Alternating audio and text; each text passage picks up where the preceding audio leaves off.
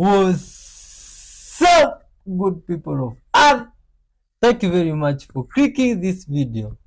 You are wonderful. So, today's video is a good compilation. It has a bit of everything. Good vibes videos. Watch till the end and leave your comments straight out of Africa with lots of good vibes, love, peace, and forgiveness. Let's dive in.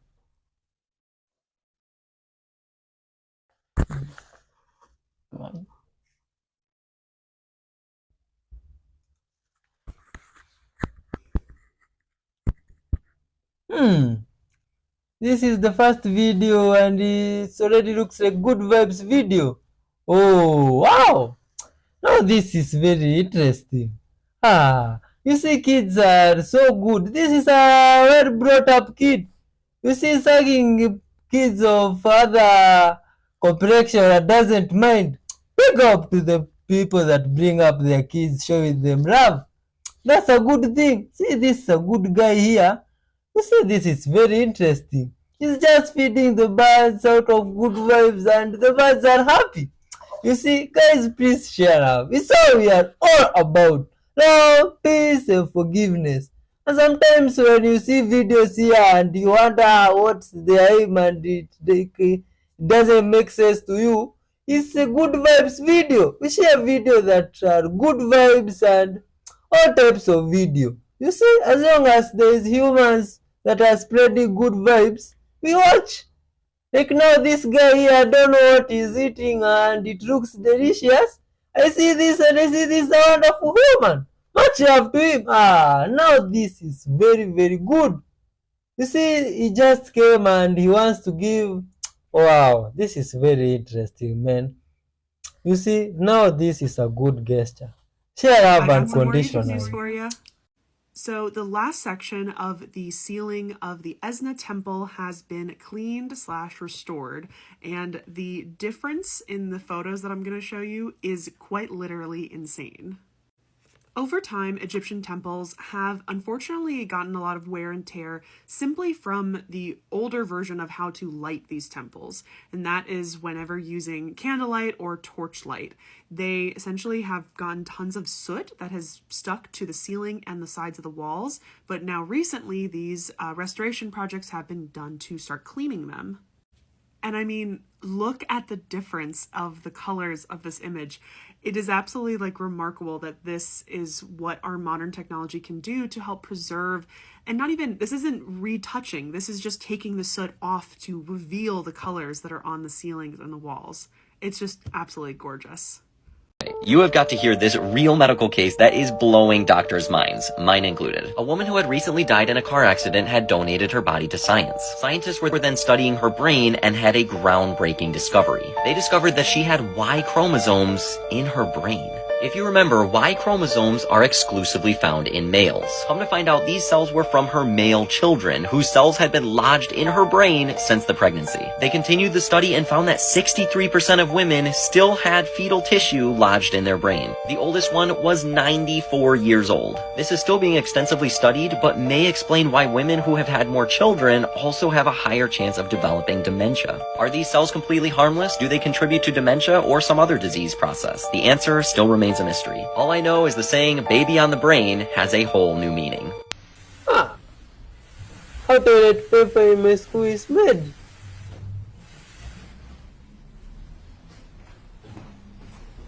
Do you love more, your mom or your dad? My mom. Why do you love mom more? Because it's nicer, I think. And why can't you stand your father? I don't know, sometimes he's rude, I guess. Who do you love more, your mommy or your daddy? Mommy. Did you trade your dad for Spider-Man? Okay.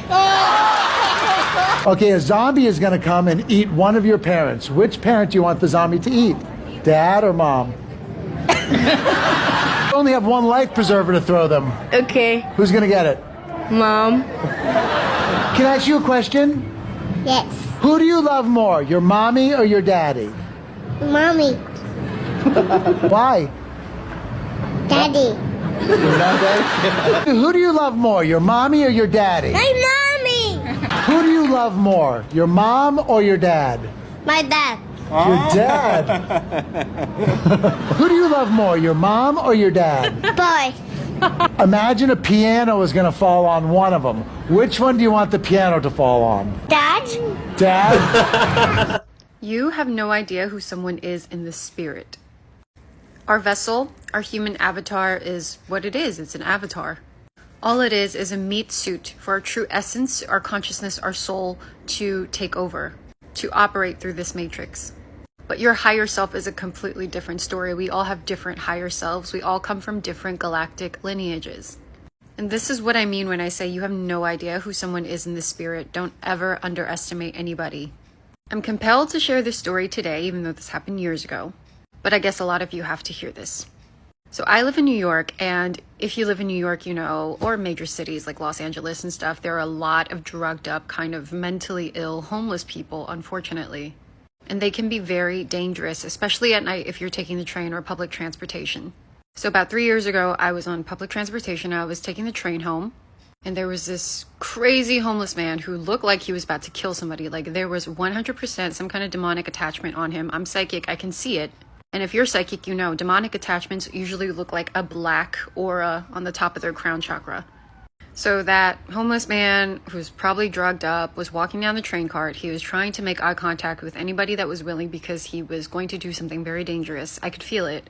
And I was scared to even look at him, so I kept looking down, or I tried to look anywhere else but him. And so I looked adjacent to me, and there was like this middle-aged Caucasian man, big, beautiful blue eyes. And there was just something about his energy that was quite different from everybody else. And he accidentally made eye contact with that crazy man. But here's the funny thing. That crazy homeless man who was trying to intimidate and trying to attack everybody else on the train cart, when he made eye contact with that kind-looking middle-aged man, he looked scared. Like that drugged up homeless man looked terrified. All of a sudden, I could sense that like that demonic attachment just like left its body. Because that demon that was in the homeless man's body sensed who that middle-aged man higher self was. That man that was just sitting adjacent to me, that kind-looking big blue-eyed man, he didn't even have to do anything. All he did was just casually look up, and then that homeless man like freaking ran for his life. Like he was so terrified of what he saw. And so I was curious. I started to look at him. I'm like, what did he see? Right? I was trying to dissect the energy of the man that was sitting adjacent to me. And it has taken me years to figure out what his higher self is, but now I think I know. I think he was a part of the angelic bloodlines. And if you are familiar with angels or you have seen angels, you know that they are warriors. They are very authoritative. They're not the whole love and light, like, oh, well, unconditional love, like the new age spirituality wants to push onto you. Angels are nothing like that. Angels are warriors. This is why angels are always depicted with some kind of weapon, like a sickle or a sword. And I think what that homeless man saw in that man was an angel of death, or Azrael. Now, this leads me to talk about your higher self. If you're unaware, human beings, we are hybrids. We are hybrids of over 12 different, probably even more, alien galactic races. I talk about this in my book. You can find it in my bio. It is linked in my bio. My book goes into the true human history. We are not what you think we are. Our DNA comes from galactic lineages, but you have to realize that everything stems from one source, right? So some people's lineages can actually be from angelic bloodlines. Seraphim, Orphan, Azrael, you know, the angel of death, like even Archangel Michael. And some other people's genetic lineage can be from fallen angelics, or basically just, you know, negative extraterrestrials. We're talking about the Draco reptilians, the Anunnaki, the Zeta Greys. So the moral of the story is, don't ever underestimate who somebody higher self is. The vessel may look human, but you have no idea what their true essence is or the power that they hold. I actually can think of one friend who every time somebody does her wrong, somehow the person who did her wrong, their life falls to shit. It's like she has a legion of these spirit guides or galactic lineage or angels protecting her. This is why it's very important to remain humble and to never underestimate or overestimate yourself. He was a 2-week-old foal. Oh my God! Oh, he's got the worst underbite I've ever seen. We are a rescue sanctuary. Tubby was extremely fragile. He's got health issues because of his dwarfism. Seeing him so unresponsive, we just want him to survive. But it wasn't easy. Teaching Tubby how to drink out of a bowl was a challenge. Come on, little man. It's like, Tubby, you've got to eat something. You've got to get your strength. And I said, I feel like Tubby is a little bit more alert when he's around the dogs and when he's around me. I made a little pen inside my laundry room, and Tubby started to hang out with me, holding him a lot and kind of giving him that warmth. And he kind of got a little burst of energy. Are you coming? He was no longer in survival mode, and he started to thrive. Once we were able to start getting him to where he could walk, he became unstoppable. He was able to overcome so much. Very, very carefully, and for the first time in your life, I think you'll understand this if you've ever read it before. Give me your attention now, real close, and I'll show you something about this. You want proof to yourself first, okay? The Lord says, verse 2, watch it. I want you to read it. Look at it very carefully. And the Lord said, what is it in your hand? And Moses said, a rod. And the Lord said, throw it on the ground. And he threw it on the ground, and it became a serpent.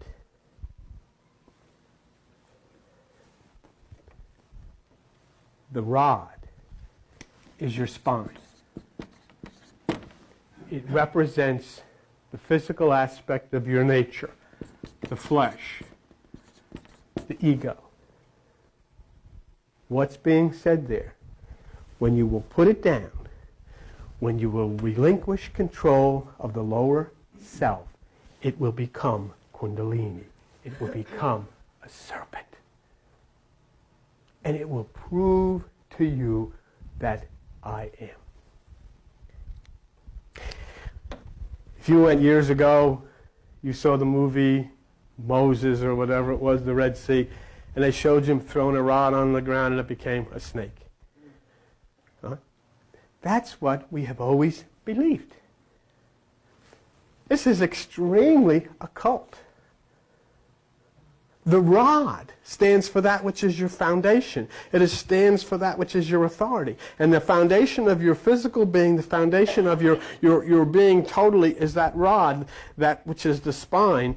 And what is being said there is when you relinquish control of it, when you will throw it down, it will then become Kundalini. When you sit in meditation and are no longer dependent on your own flesh, on your own ego, on your own self, then she will awake. The sleeping serpent will awake, and that rod that has been the support and the foundation of your physical being will suddenly be the serpent which will arise and wake up and be the total foundation of your spiritual being.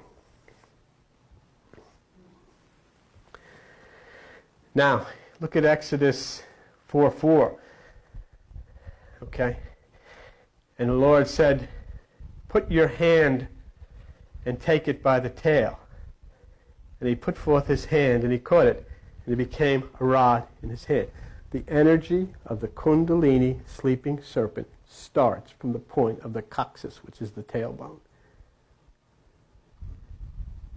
And what's being said, you throw it down, it'll become spirit. Take it in your hand, take control of it again, it'll become that which is your physical flesh. You're not going to lose control of yourself because it becomes the serpent. You can take back that authority to yourself whenever you wish. Throw it down. Spirit. Watch this.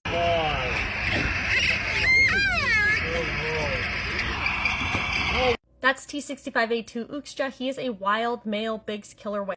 And what you'll notice is that his dorsal fin is not collapsed, but more importantly, what I want you to notice is when he's coming out of the water, his dorsal fin is wobbling like this. And that's because it's made entirely of connective tissue. There is no bones in an orca's dorsal fin. Now, a male orca's dorsal fin can be 6 feet tall, and in order for them to keep it up and straight like that, they need constant water pressure pushing on it from both sides. And the way that they achieve that is by constantly swimming. Orcas are always swimming. Even when they're sleeping, they are swimming. And they can travel up to 100 miles a day. Now, dorsal fin collapse does happen in the wild, but it is rare. To give you an idea, In our entire Biggs population, there isn't a single orca that has a collapsed dorsal fin.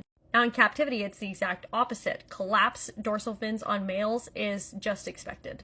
And that's just because they spend so much time at the surface of the water. And collapse isn't just a process that happens one day, it takes years and years and years.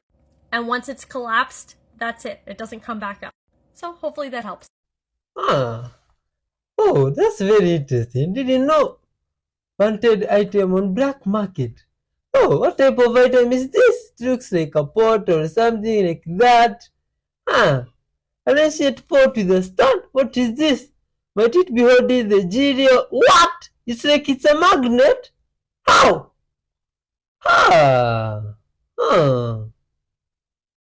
Yo, what type of object is this?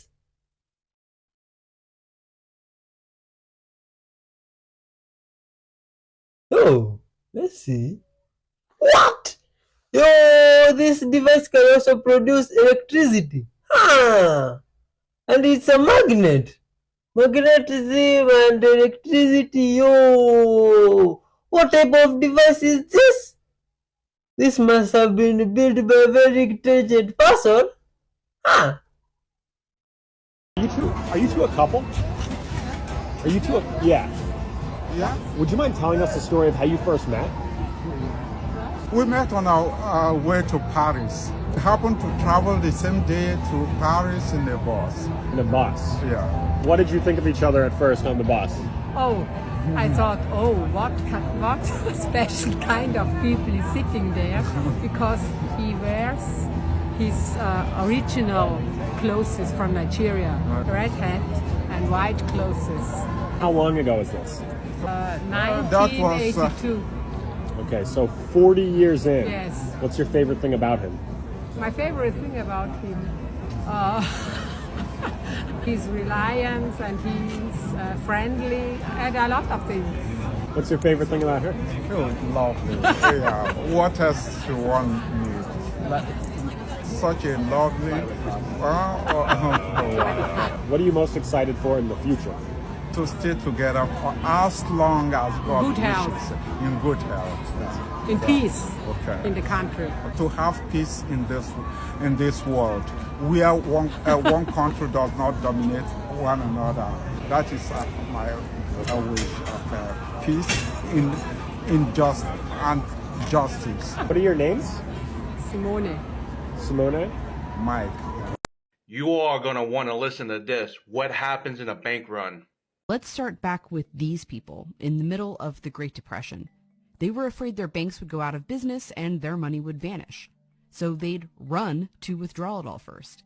But the issue, as President Franklin Roosevelt explained at the time, was when you deposit money in a bank, the bank does not put the money into a safe deposit vault. It invests your money in many different forms of credit. he means your bank doesn't have enough cash on hand to pay out all their accounts at once. Not back then or today. So during a run, the bank would have to suspend business, and most would then completely fail.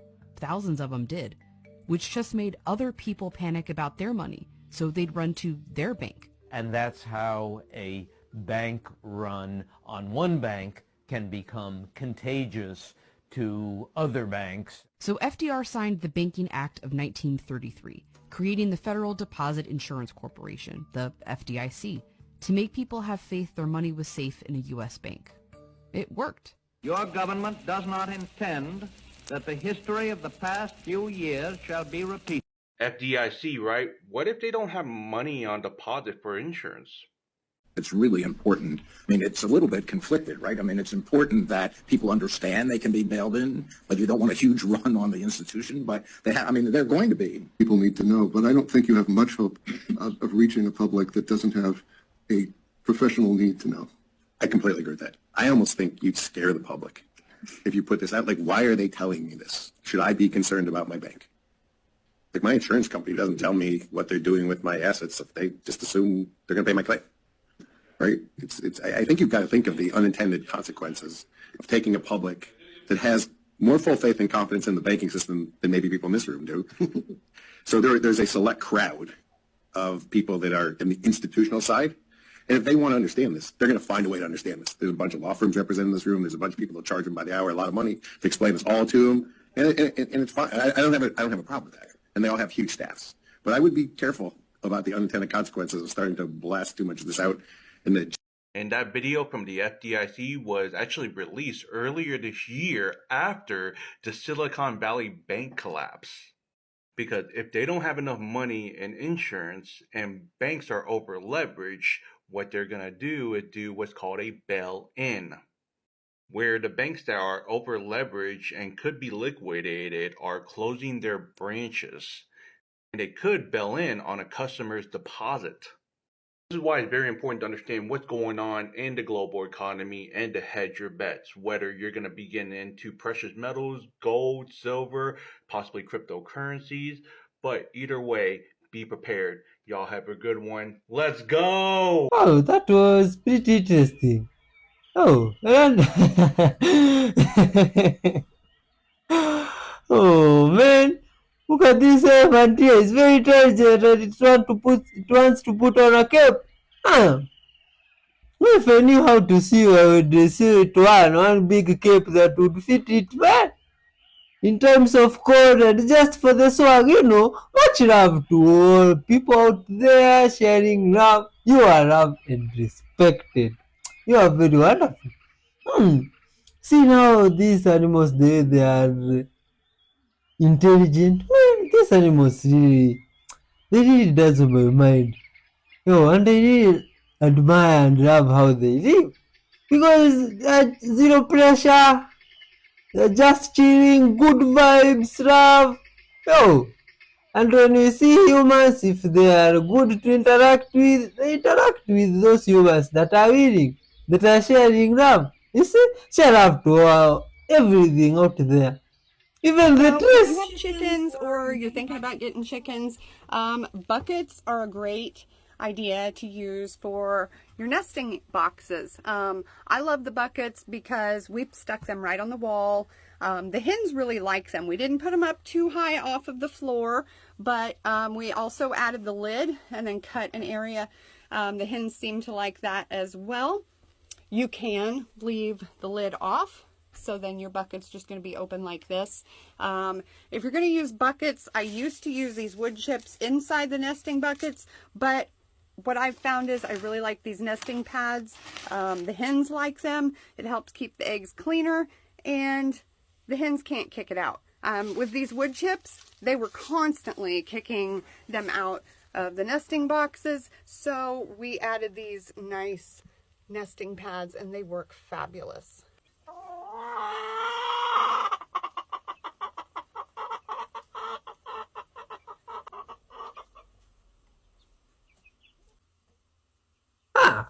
This is now interesting. You see, the hens just know that they're supposed to lay the eggs. Well, not really. They can only see. They have like little heat sensors, so they can sense. So they can sense heat. Oh wow! So they have a soul? Yeah. Do you think they can feel emotions as well? Yeah, they can. They can't feel really like pain. Okay. If you try to cut their wood, they're just fine with that. But if you try to cut their leaves, they're not really fine with that. What if you try to cut the root? What happens? You can cut some of the roots, but when you cut like the root in the middle, that kills them. That literally just kills them. So the whole tree and the soul goes away when you cut the root? In the middle, yeah. In the middle. Wow. Because that's where their soul is. Do they mind if then the soul goes out? Do they mind if we cut down a tree to build a house? They're fine if you like cut down the wood part of it. Like if you were to cut down that tree right there, that tree would be fine. So but when you cut down inside of that thing, that lump right there, that like if you so you see that lump under that. Here, lump, show me. There's a heart. Under this lump right here, there's a heart. When you cut that, it dies. So they don't mind if we use them to build houses. Like you see this right here? Yeah. Under this thing, yeah. Then if you were to, it will die. Okay. The soul doesn't die. Its body does. So. Oh, so the tree dies, not the soul. It releases the soul. Did tree souls go to heaven? Yeah, they did. Bray, I absolutely love that. That makes me happy. Soul. Only a click was heard, and the plane's engine was blocked by two huge steel plates. The force was so great that it could crush a dummy's head. This is the plane's second brake system, the thrust reverser. This operation of blocking the engine is common on rainy and snowy days when the plane lands. The goal is simple. The ground is too slippery. Just the plane's brake system is not enough, so the two steel plates that fit the outer wall of the engine close, blocking the airflow that the engine blows backwards and directing it forward to counteract the thrust and shorten the braking distance. But this system is a bit outdated now. Many passengers notice that when the plane lands, the engine opens, a crack, from where a lot of air comes out to the front. Walking on the runway, a lot of rainwater is blown. This is the popular cascade thrust reversal system. It has the same principle of speed reduction as the thrust reverser, but the method is different. When activating the device, the movable sleeve on the engine moves backwards, revealing the inner grid section of the engine, and the flow door behind the grid also closes, blocking the wind produced by the fan blades, preventing it from flowing backwards, and directing it forward through the grid section, thus forming a reverse force. The deceleration effect is very good, but it has a limitation. When the plane slows down to a certain speed, it must be turned off, because the air blown backwards can blow the sand and stones on the runway and be sucked by the engine, causing the wear of the fan blades. Did you understand? Wow, that was very interesting. You see, humans are very great, man, and wonderful. Wow, oh my god. Man, you see, animals just share up genuinely, and it's so interesting, man. See, this cat here is this is very interesting, man. You see, these animals, they just love to be treated well, just like the universe and every other person, with love and caring, you see, and respect, all that. Just treat everybody well, as you try to treat yourself or to be treated. Yo, much love to you for watching up to this far. And if you have a pet out there, please treat it well. You see? And the universe at large, even the trees, everything. Please, I beg you, everybody, and people, love your neighbors, love yourself.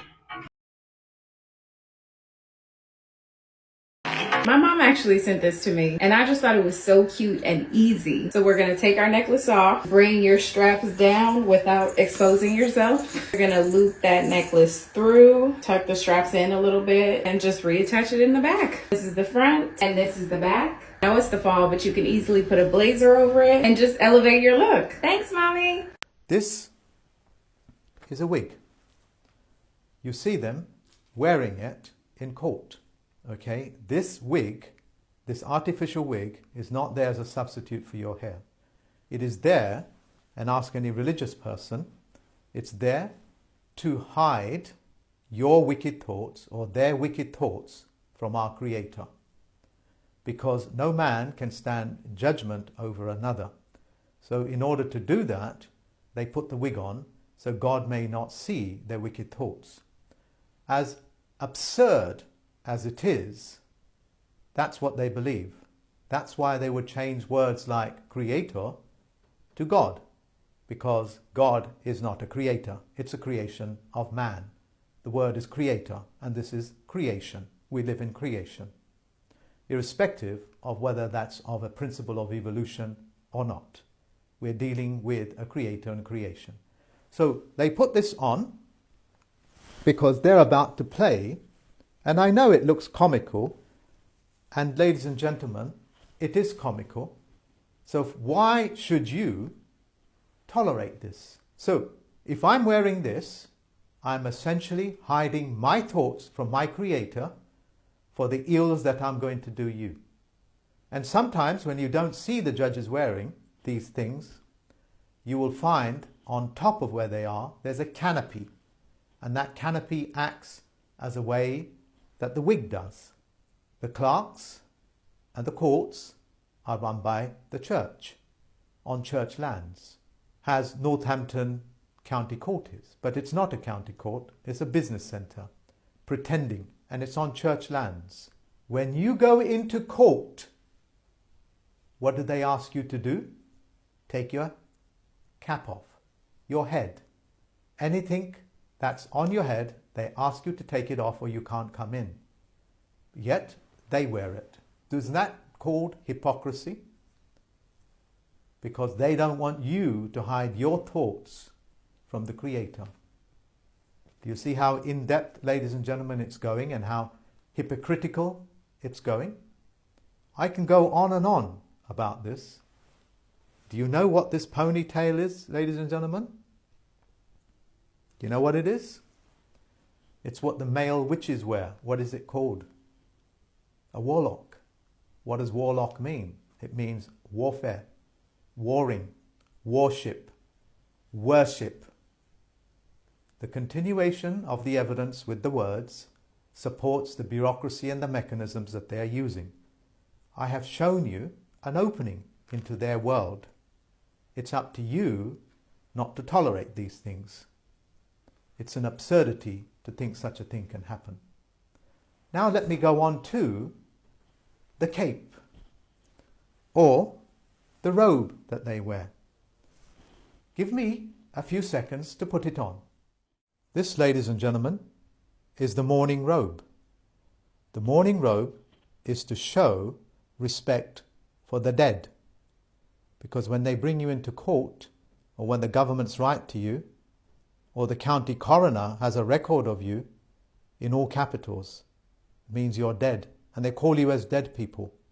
And hence when they ask you to all rise, and how many times have you seen that in voodoo shows? How many times have you seen that in James Bond, when they tap with a sword on the gravestone and say, all rise? How many times have you seen that happening with sirs and lords when the Queen taps them on their shoulder, giving them life?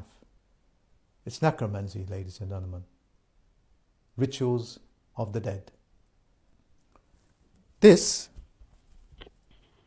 is purple, and they wear a purple scarf on times of Lent and Advent, once again telling you it's a religious ritual, a rite, R-I-T-E, and is there to signify sorrow and suffering. You're there to suffer and show sorrow. For what, ladies and gentlemen? I don't know. The white is to show purity. Full stop. So it casts no shadows. But it's only a sliver. Nothing else. Everything else is an open advertisement that they are speaking to the dead. You don't need to tolerate it. You know that you're a man and woman and that you know you're flesh and blood. Once you've understood this, all of this garbage don't mean nothing. When you go into hospital next time, tell the nurses and the doctors not to ever write your name in all capitals, because you're not dead. Okay? You understand the significance of what I have said. You're there to be safe and protected and not to be treated as dead people. The time and the days of these rights have long gone, thanks to David Way Miller. And it is the general public's ignorance that keeps it going. Ignorance that was engineered into you, because that's how they make their living. All parasites cannot make a living by themselves, because they have no life outside of their host. Thank you very much for listening to me, folks. And I'm so sorry it was so somber and so straightforward. But these are the facts that is standing right before you. Do some rudimentary searches and you will be qualifying yourself like very few people on this planet ever bothered to do. Thank you, ladies and gentlemen. Oh my God. What do you think? Is that even true or real? These things, man? But,